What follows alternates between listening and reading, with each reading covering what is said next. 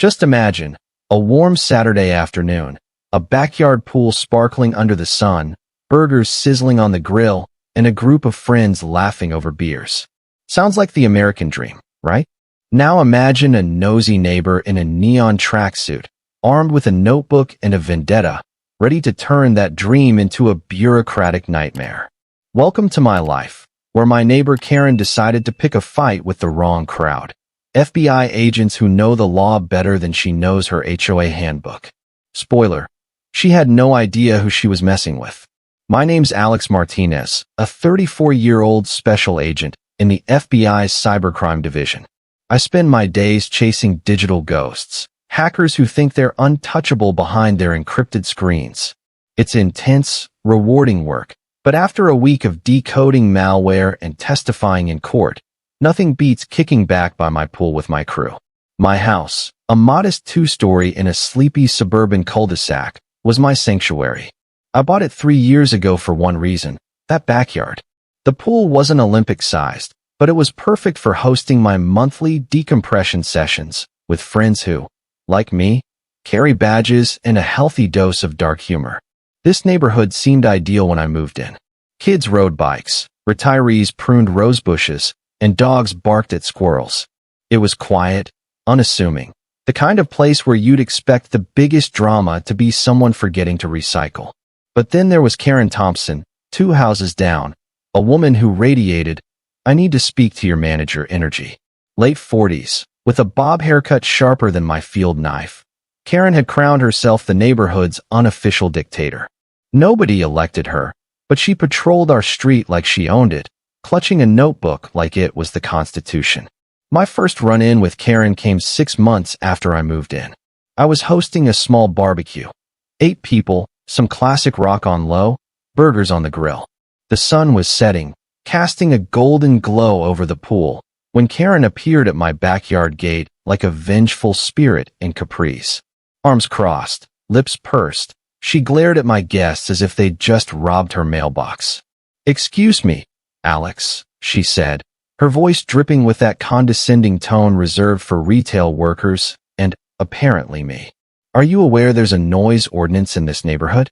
I glanced at my watch, 7:30 p.m. on a Saturday. The music was barely audible over the crickets. My friends, mid-conversation about a recent case, paused to stare at this self-appointed sheriff. "It's not even 8, Karen," I said, keeping my tone as polite as I could muster. "We're well within legal noise limits." Her eyes narrowed into slits. "Legal limits? What are you, some kind of lawyer?" "Something like that," I replied, smirking. FBI training includes enough law to make Karen's head spin, but I wasn't about to give her a lecture. She huffed, muttered something about young people ruining everything, and stormed off, her sandals slapping the pavement like tiny declarations of war. That was strike one. I figured she'd get over it, maybe find a new hobby, like knitting or yelling at clouds. But Karen wasn't the type to let things go. Over the next few months, she escalated from nosy to downright unhinged. She'd linger by my fence during my morning coffee, scribbling in her notebook like she was auditioning for a spy movie. Once, I caught her snapping photos of my car because I'd parked it too close to her driveway, by which she meant a full 3 feet from her curb. Another time, she left a handwritten note on my windshield: "Your lawn is an eyesore. Mow it weekly or expect complaints." My lawn was pristine, mowed every Saturday like clockwork. My FBI colleagues thought it was hilarious. Mike, an organized crime specialist with a laugh like a foghorn, suggested we run a background check on her. "Bet she's got a rap sheet for harassing mailmen," he joked. Sarah, from White Collar Crime, offered to draft a cease and desist letter for fun. Tom, our counterterrorism guy, just squinted at her house and said, "She's got the makings of a domestic terrorist. All she needs is a manifesto and a megaphone." Karen's antics were annoying but manageable, until she crossed a line that turned our quiet neighborhood into a circus. It started with her obsession over my monthly pool hangouts. These weren't raigers. They were low-key gatherings of law enforcement folks swapping war stories over burgers and beer. But to Karen, they were evidence of a grand conspiracy. She'd stand by her window, curtains twitching, watching us like we were planning a bank heist instead of debating whether pineapple belongs on burgers. One morning, I found another of her notes taped to my mailbox. Your gatherings lower property values. Consider the families. Families. The loudest thing on our street was Karen's voice when she lectured the teenage dog walker for letting a poodle pee on her grass. I showed the note to Jake, our DEA buddy, who chuckled and said, "She's one step away from calling us a cult." The tension was building, but I tried to stay diplomatic. I'd wave at Karen when I saw her, offer polite smiles, even ask about her day. Big mistake. She took my friendliness as weakness and doubled down. By late June, she was timing my lawnmower sessions with a stopwatch, banging on my door if I started 5 minutes past her imaginary quiet hours. When I asked for the rulebook, she'd sputter and retreat, promising to get back to me. The breaking point came on a sweltering Saturday in June. I'd invited my usual crew, Mike, Sarah, Tom, Lisa from Violent Crimes, Jake, and a couple of local task force cops. We were setting up the grill, the smell of charcoal mixing with the chlorine tang of the pool. The vibe was perfect. Ice clinking in coolers, classic rock humming, and the kind of banter only people who've seen too much can share. Then I noticed Karen's curtains twitch. She was back at it, notebook in hand, staring at us like we were about to launch a missile. "She's profiling us," Mike said, nearly choking on his beer. "Look at her, squinting like she's cracked the code to our secret society." "Let her," I said, flipping a burger. "She'll tire herself out." Famous last words. Karen wasn't just watching, she was planning. And what happened next turned our chill barbecue into a showdown that would make Reddit proud. You know those moments when you realize you've underestimated your opponent? Not because they're clever, but because they're so relentlessly unhinged they turn your life into a reality show you never signed up for? That was Karen Thompson, my neighbor and self-proclaimed guardian of suburban purity, escalating her one-woman crusade against my backyard barbecues. What started as annoying notes and dirty looks was morphing into something else entirely. A campaign so absurd it could have been scripted for a Reddit thread titled, "Entitled Neighbors Gone Wild." I'm Alex Martinez, FBI cybercrime agent, and my backyard pool was supposed to be my escape from the chaos of tracking digital criminals. Instead, it became ground zero for Karen's vendetta. My monthly hangouts with my law enforcement buddies, think burgers, beers, and banter about cases we can't share with civilians, were apparently the greatest threat to neighborhood harmony since someone painted their mailbox red. Karen, with her clipboard and Karen haircut, had decided we were up to no good, and she was determined to prove it. After that first showdown at my gate, where she tried to school me on noise ordinances at 7:30 p.m., Karen didn't back off. If anything, she leveled up.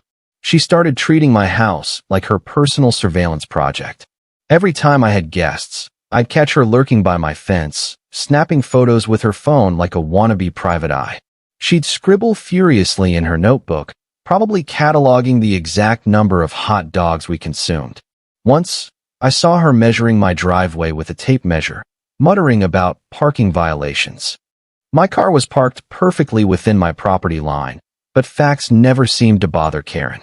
The neighborhood, bless its quiet little heart, had no HOA, something I'd triple-checked before buying. But Karen acted like she was the president, treasurer, and enforcer of an imaginary one. She'd leave notes on my car that read like manifestos from a dystopian novel. One gem: your gatherings disrupt the aesthetic cohesion of our street. Consider hosting indoors to preserve property values. Aesthetic cohesion? The only thing disrupting the street was her neon tracksuit, so bright it could guide ships in a fog. My FBI crew found her antics endlessly entertaining. Mike, who deals with mob bosses for a living, suggested we plant fake evidence to mess with her, like leaving a briefcase labeled top secret by the pool.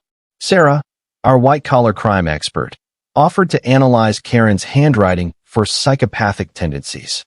Tom, the counterterrorism guy, just stared at her house and said, "She's one manifesto away from a watch list." We laughed, but there was an edge to it. Karen wasn't just annoying, she was obsessive. One Sunday morning, I was sipping coffee on my patio when Karen appeared at her window, binoculars in hand. Binoculars. I nearly spit out my espresso. Mike, you seeing this? I called over to my phone, where he was on speaker. He'd crashed at my place after a late-night case discussion. Is she birdwatching or spying? Mike asked, peeking through my blinds. Because those binoculars aren't exactly Audubon Society material. She's probably charting my coffee consumption, I said. Gonna report me for excessive caffeine intake. Sure enough, Karen was jotting notes, her binoculars glinting in the morning sun. I waved cheerfully, and she ducked behind her curtains like a startled squirrel. That became our routine. I'd catch her spying, wave, and she'd vanish, only to reappear an hour later with renewed determination. The absurdity hit new heights when she started timing my lawnmower. I'm a creature of habit, mow every Saturday at 8 a.m. sharp. One morning, at 8:05, my mower roared to life, and by 8:06, Karen was at my door, banging like she was serving a warrant. There are quiet hours in this neighborhood, she barked, clutching her stopwatch like it was a badge of authority. Quiet hours, I said, wiping grass clippings off my hands. Show me the rule book. It's common courtesy, she snapped, her face redder than the tomatoes in my garden. You're disturbing families. Karen, the only family I'm disturbing is the squirrels in my oak tree, I said. She stormed off, muttering about filing a complaint. With who? The neighborhood squirrels union? My friends started placing bets on her next move. Lisa, from Violent Crimes, predicted Karen would call the cops. Jake, our DEA pal, thought she'd escalate to City Hall. I figured she'd just keep leaving notes until her pen ran out of ink. But Karen had bigger plans. That fateful Saturday in June, we were setting up for our monthly barbecue. The air smelled of charcoal and sunscreen, and the pool shimmered like a postcard. My crew was in high spirits. Mike was flipping burgers, Sarah was mixing margaritas, and Tom was reading a declassified report for fun. We were loud only in the sense that our laughter carried. Hardly a crime in suburbia. Then I saw Karen's curtains twitch again. She was out there, notebook in one hand, phone in the other, glaring like we'd just set off fireworks at midnight. She's at it again, I said to Sarah, who was slicing limes with surgical precision. Let her stare, Sarah said, smirking. She's gonna sprain her wrist writing all those notes. But Karen wasn't just writing. She was pacing my property line, measuring distances between my speakers and her house with a tape measure. Yes, a tape measure. Tom, who surveilled actual terrorists, leaned over and said, her technique's terrible. She's standing in plain sight, no cover. Amateur hour. She thinks she's building a case, Sarah said, squinting at Karen's notebook. Look at her, organizing her evidence like she's about to testify in court. Evidence of what? Jake asked, tossing a football to Lisa. Us enjoying legally purchased beer? In her mind, that's probably a felony, Mike said, and we all cracked up. The laughter died when Karen vanished into her house. I thought she'd given up for the day, maybe retreated to write another manifesto. But then, around 6 p.m., as the sun dipped low and the burgers were nearly done, we heard it. Sirens. Not one, but two police cars, followed by a fire truck, screaming down our quiet street like we were hosting a drug cartel summit. Anyone call for backup? Tom asked, his voice dripping with the dry humor of someone who's faced real emergencies. Nope, I said, setting down my spatula. But I'm guessing Karen just upgraded her game. As the emergency vehicles pulled up, my friends exchanged looks, alert, curious, but not worried. We were federal agents, after all. If Karen thought she could scare us with a 911 call, she was about to learn the hard way. You don't mess with people who carry badges for a living. You ever have one of those days where you're just trying to grill some burgers, sip a beer, and forget about the world's chaos, only for someone to turn your backyard into a crime scene straight out of a bad TV drama? That was my Saturday, thanks to Karen Thompson, the neighborhood's self-appointed vigilante with a notebook and a grudge. She'd gone from nosy neighbor to full-blown conspiracy theorist, and now, with sirens blaring down our street, she'd officially escalated to calling in the cavalry. Too bad for her. The criminals she was targeting were a group of FBI agents who could probably recite the penal code in their sleep. I'm Alex Martinez, cybercrime specialist with the FBI, and my backyard pool was supposed to be my refuge from the digital underworld. Instead, it was now the epicenter of Karen's one-woman war on fun.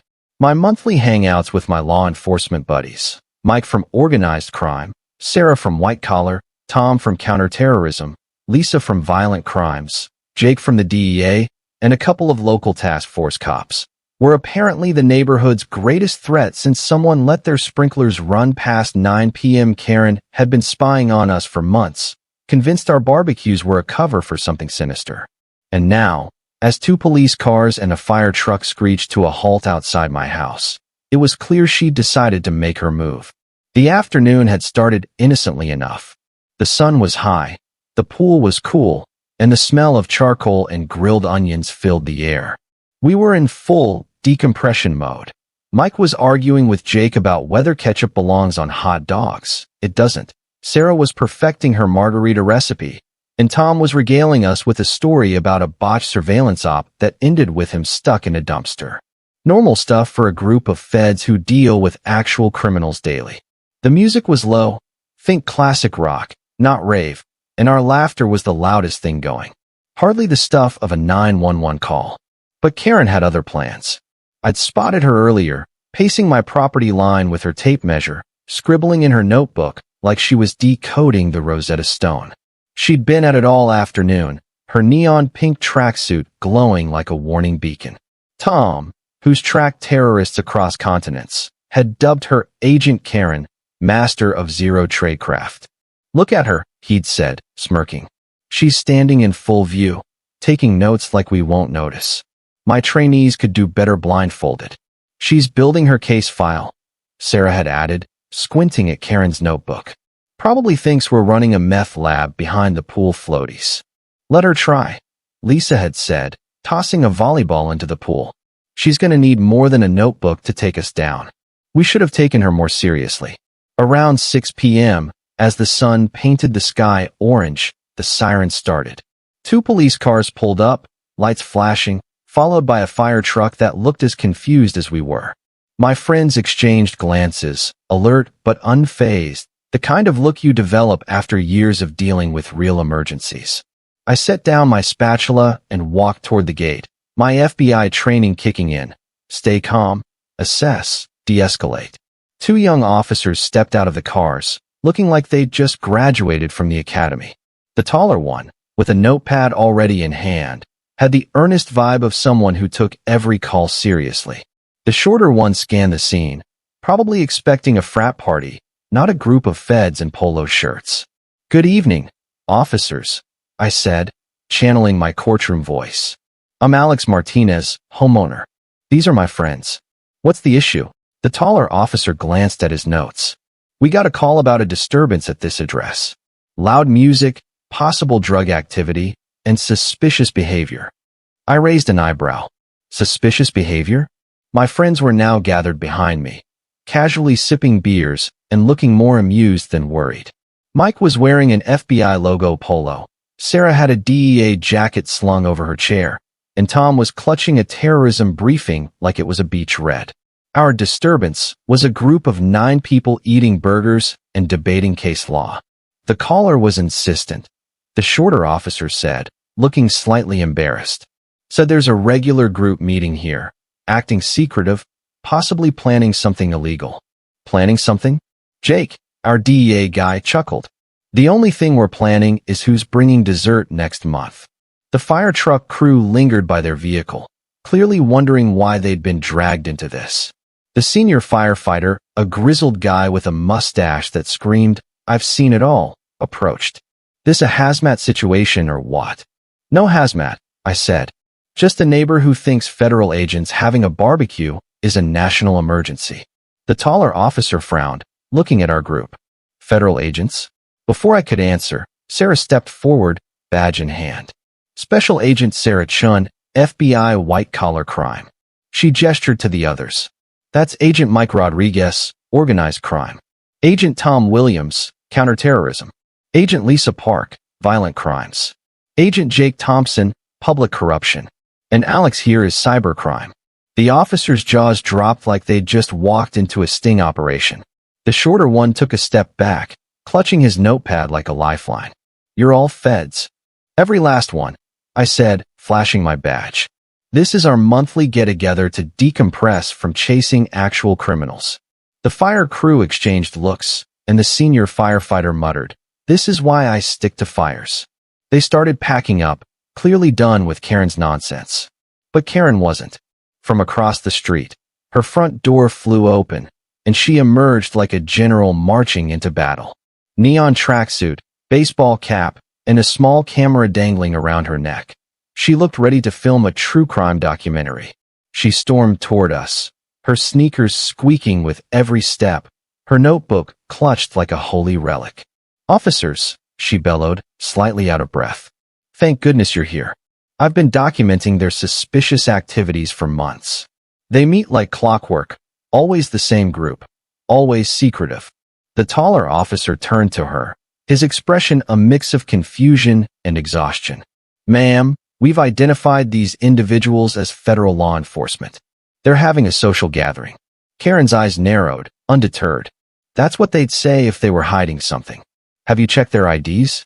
Anyone can buy a fake badge online." Tom, who's faced down actual bomb threats, couldn't resist. "Want me to call the FBI director to verify? I've got his number on speed dial."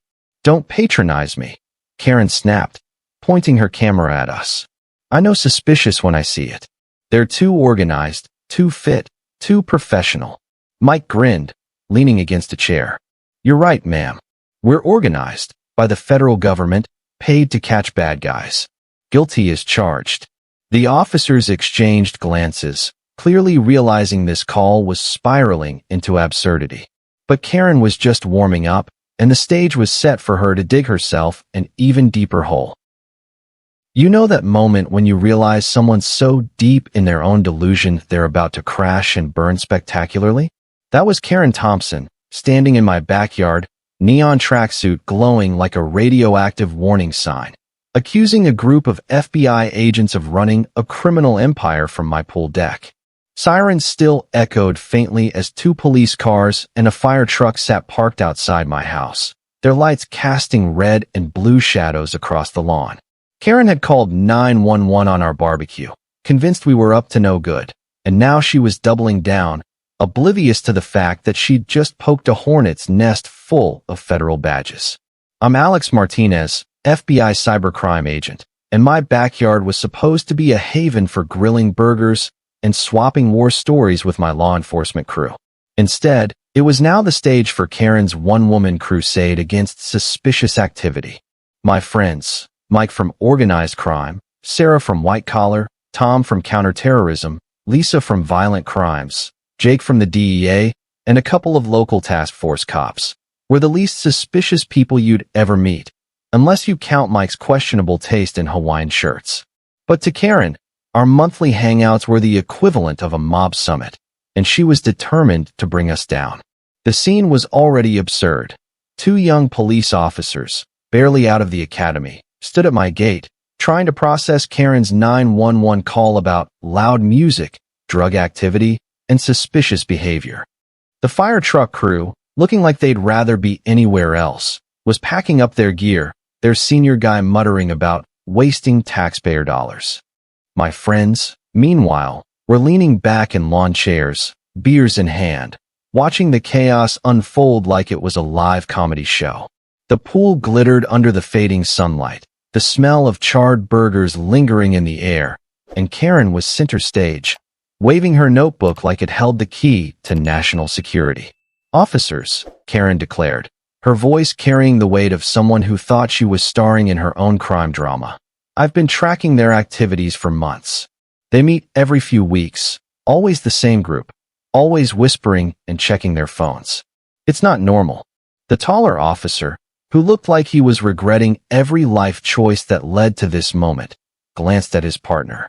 "Ma'am, they've identified themselves as federal agents. This is a private gathering." Karen's eyes narrowed, her baseball cap tilted at a defiant angle.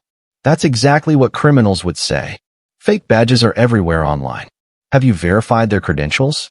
I demand to see driver's licenses, social security cards, proof of employment. Tom, who spends his days analyzing actual terrorist threats, couldn't hold back a laugh.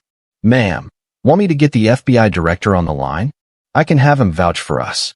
Or maybe the attorney general. He owes me a favor.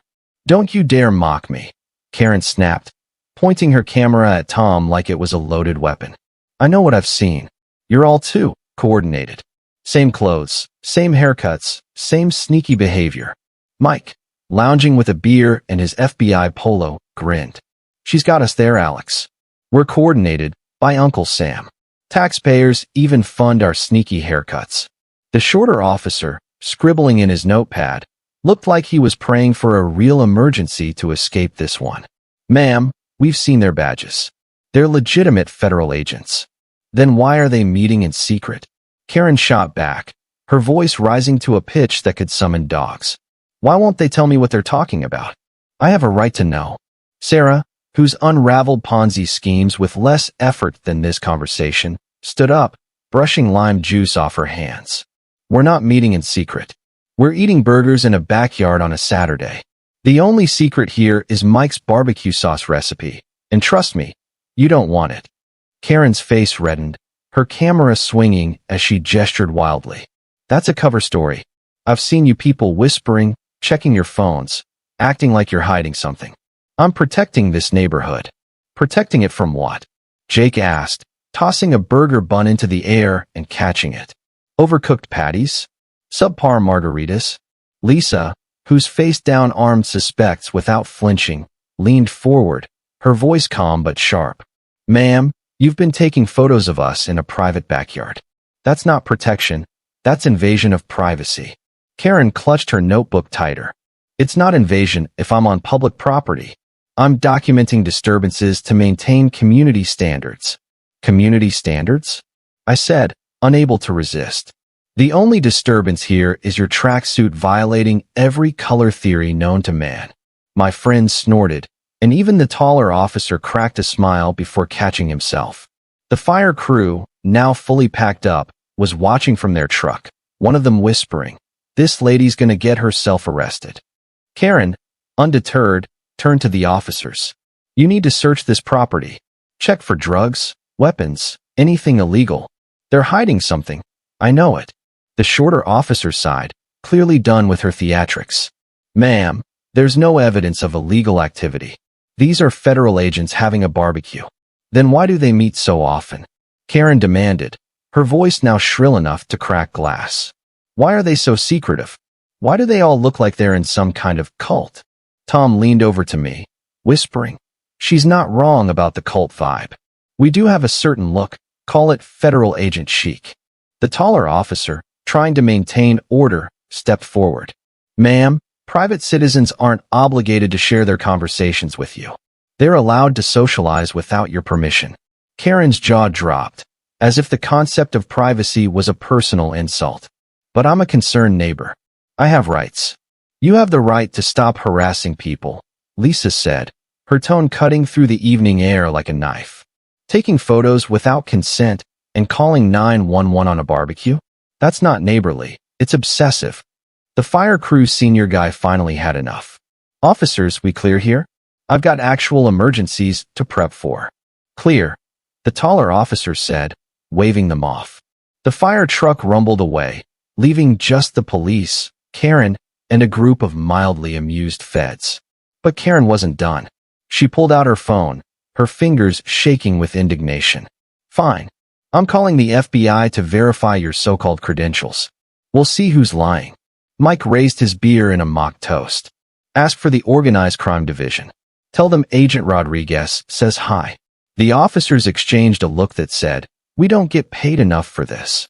Karen's call to the FBI was about to be the cherry on top of her self-inflicted disaster, and we were all ready to watch her unravel.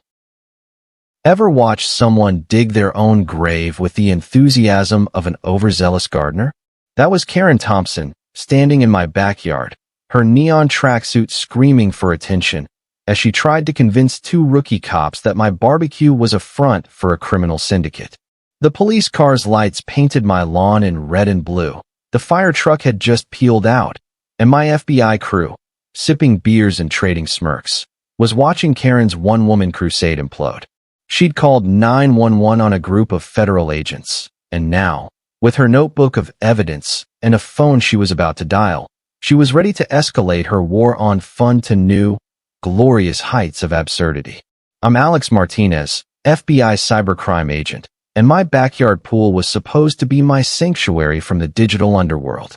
Instead, it was now a battlefield where Karen, the neighborhood's self-appointed dictator, was waging war against my monthly hangouts with my law enforcement buddies. Mike from organized crime, Sarah from white collar, Tom from counterterrorism, Lisa from violent crimes, Jake from the DEA, and a couple of local task force cops. To Karen, our burgers and banter were a cover for something sinister, and she was hell-bent on exposing us. Too bad she didn't realize the only thing being exposed was her own paranoia. The evening air was thick with the smell of charcoal and Karen's indignation. The two young officers looked like they'd rather be chasing actual criminals than dealing with her conspiracy theories. The taller one, clutching his notepad like a lifeline, was trying to maintain order, while the shorter one scanned my backyard, probably wondering how a low-key barbecue had spiraled into this circus. My friends, meanwhile, were in their element, lounging by the pool with the calm of people who've faced down real threats. Mike's FBI polo was practically glowing, Sarah's DEA jacket was slung over a chair, and Tom was flipping through a terrorism briefing like it was a comic book. Karen, undeterred by the officers' assurances that we were legit, was in full battle mode. "Officers, you can't trust them," she insisted, her voice shrill enough to scare the neighborhood squirrels. "They're hiding something. I've got months of documentation, dates, times, license plates. They're planning something illegal." The taller officer raised an eyebrow. "Ma'am, they're federal agents. They've shown us their badges." "Fake badges," Karen snapped, waving her camera like a scepter. "Anyone can buy those online. I want real proof. Driver's licenses, social security numbers, employment records." Tom, who stared down actual bomb plots, leaned back in his chair, grinning.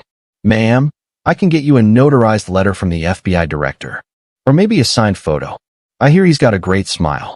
"Don't mock me," Karen barked, her baseball cap slipping as she jabbed a finger at him.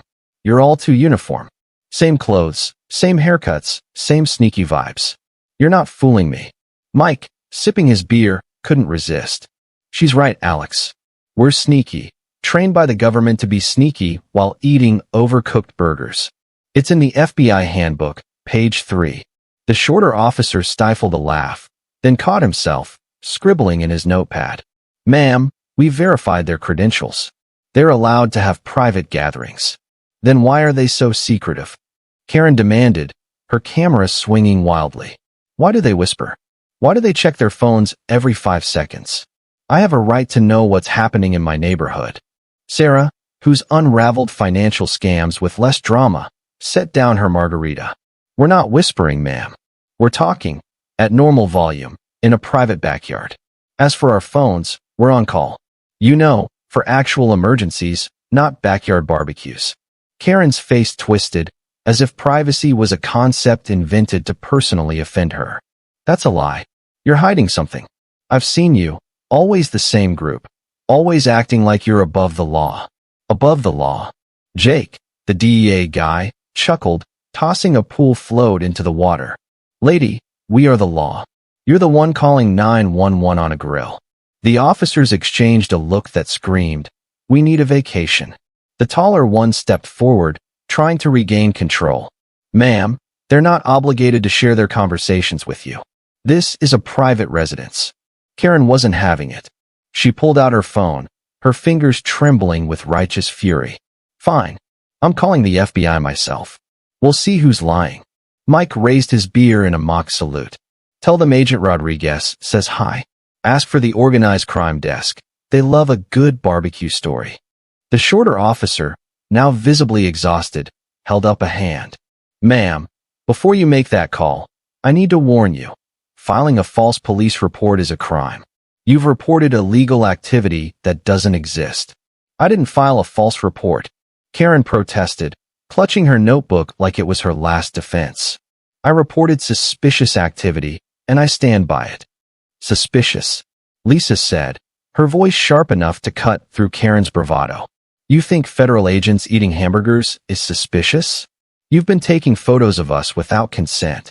That's not neighborly, it's stalking. Karen froze, her camera dangling limply. For the first time, a flicker of doubt crossed her face. I'm not stalking. I'm protecting my neighborhood. By spying on feds. Jake asked, leaning forward. Bold move for someone who thinks a pool float is evidence of a drug cartel. The taller officer's patience was wearing thin. Ma'am, you've admitted to documenting their activities. Can I see that notebook? Karen clutched it tighter, her knuckles white. Why? Because, the officer said, taking photos and keeping detailed records of private citizens without consent could be considered harassment. Karen's bravado cracked, her voice dropping to a defensive whine. I'm not harassing anyone. I'm ensuring community standards. Community standards? I said, unable to resist. The only standard you're setting is how fast you can turn a barbecue into a SWAT call. My friends laughed, and even the shorter officer cracked a smile before schooling his expression. The scene was teetering on the edge of chaos, with Karen's conspiracy unraveling faster than her tracksuit in a washing machine. But she wasn't done. She was about to make one final push that would tip the scales from absurd to downright catastrophic. The officers exchanged a glance, their expressions shifting from exhaustion to suspicion. The taller one stepped closer to Karen. Ma'am, you've admitted to documenting their activities. Can I see that notebook? Karen clutched it tighter. It's private. Private, Lisa said, her voice sharp as a blade. That's rich, coming from someone who's been snapping pics of us eating hot dogs. The shorter officer, now fully engaged, held out his hand. Ma'am, if you're keeping records of private citizens without consent, that's a problem. Hand it over. Karen hesitated, her eyes darting between the officers and my crew. For the first time, her confidence wavered, like a kid caught cheating on a test. I'm just being a good neighbor, she mumbled, but her voice lacked its earlier fire.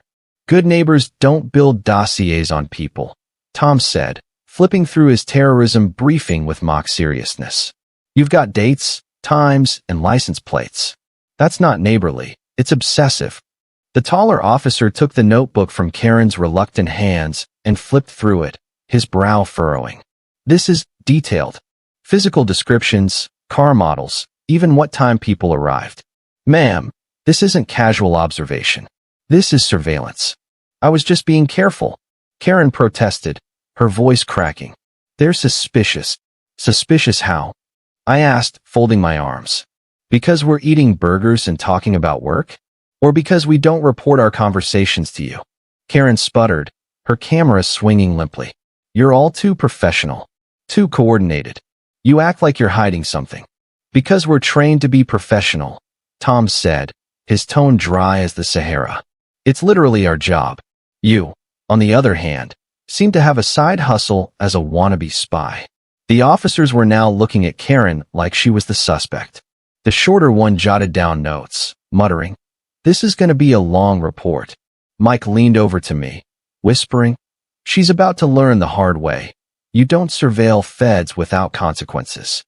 Karen, sensing the tide turning, doubled down. "I want to speak to your supervisor," she demanded, pointing at the taller officer. "You're not taking this seriously."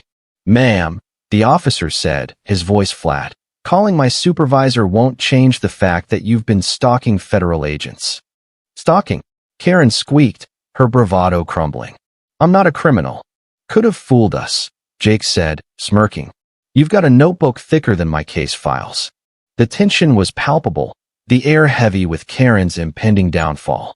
She'd walked into this thinking she was the neighborhood hero, but now the officers were eyeing her like she was one step away from cuffs. The pool glittered mockingly behind us, and the stage was set for her to either back down or make one final, catastrophic mistake. You ever see someone so committed to their own narrative that they're willing to torch their entire reputation just to prove a point?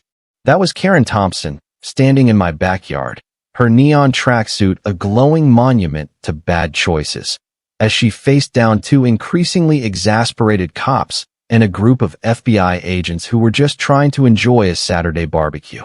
She'd called 911, convinced our poolside hangout was a criminal conspiracy, and now, with her notebook of evidence in the hands of the police, she was starting to realize she'd stepped into a trap of her own making.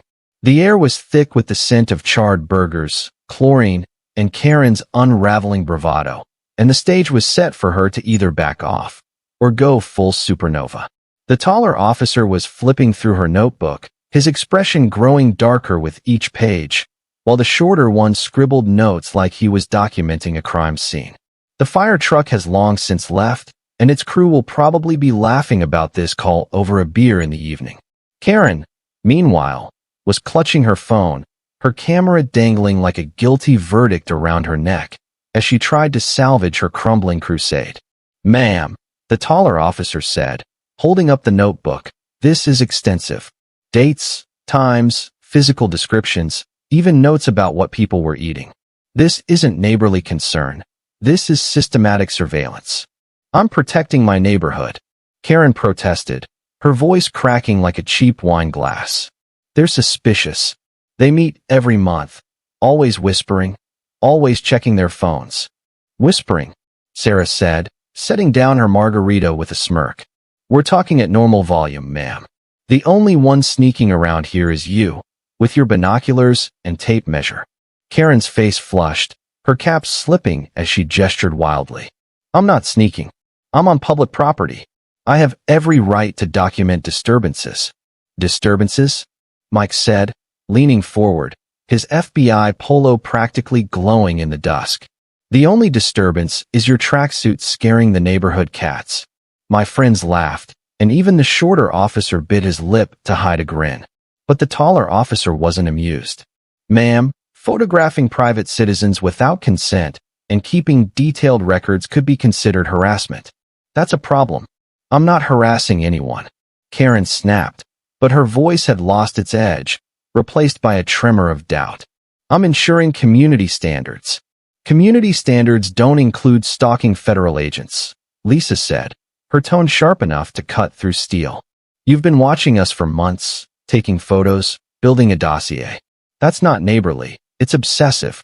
Karen's eyes darted between the officers and my crew, her confidence crumbling like a stale burger bun.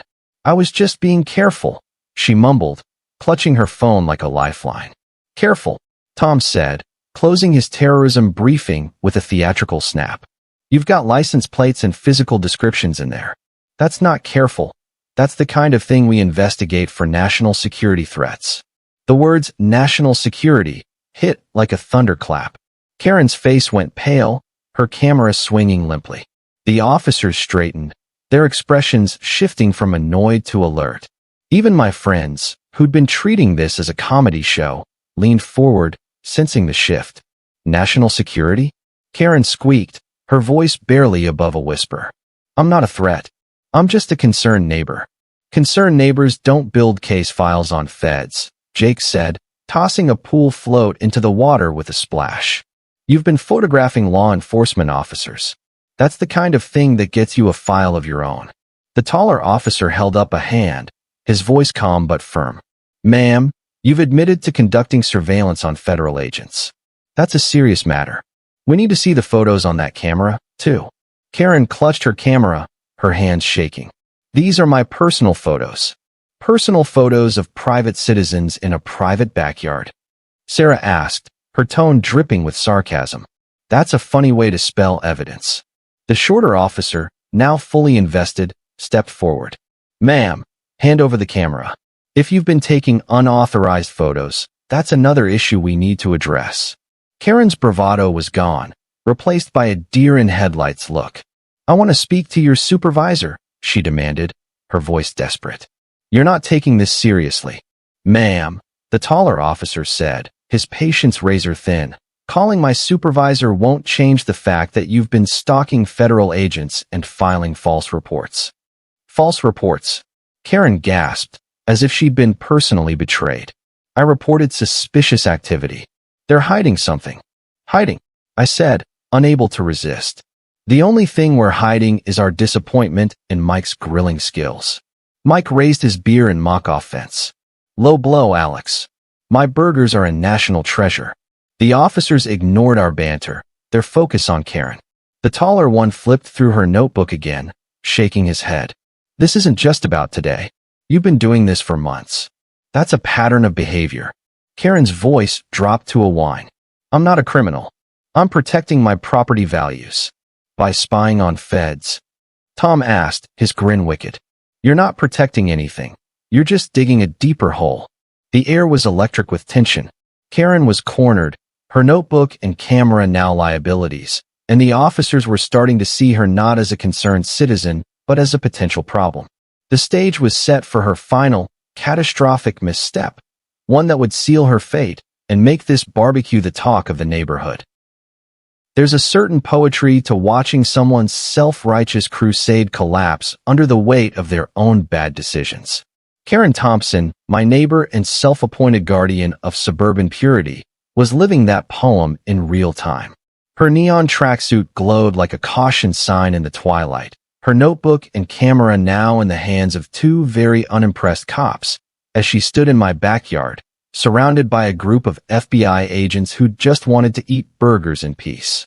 She'd called 911, convinced our barbecue was a criminal conspiracy, and now, with her evidence turning against her, she was one wrong move from a starring role in her own cautionary tale. The air was thick with tension, the pool's ripples catching the last of the sunset, and Karen was about to learn that you don't mess with feds without consequences.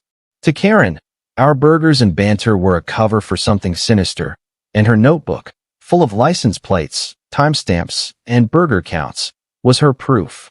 Now, with the police eyeing her like a suspect, she was realizing she'd miscalculated. Badly. But Karen, meanwhile, was unraveling, her voice a mix of desperation and defiance as she tried to salvage her crumbling narrative. Officers, this is outrageous, she cried, her cap slipping as she gestured wildly. I'm not the criminal here. They're the ones hiding something. Meeting every month, whispering, acting suspicious. Suspicious, Sarah said, her tone dripping with sarcasm. We're eating overcooked burgers in a backyard. The only thing suspicious is your obsession with my margarita recipe. The taller officer, flipping through the notebook, shook his head. Ma'am, you've got detailed records here, license plates, physical descriptions, even notes about what time people arrived. This isn't neighborly concern. This is stalking. I'm not stalking. Karen protested, her voice cracking like a dropped plate. I'm protecting my neighborhood from whatever they're planning. Planning, Jake chuckled, tossing a pool float into the water with a splash. The only thing we're planning is how to survive Mike's grilling.